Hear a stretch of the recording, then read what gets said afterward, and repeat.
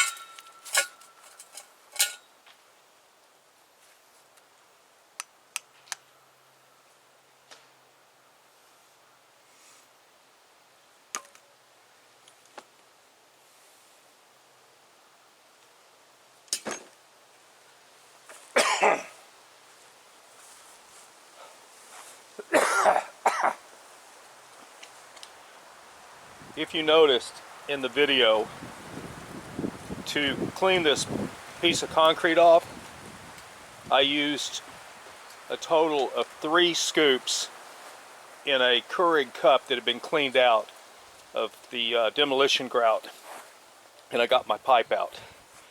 Call it a success. Dysfunctional vet out.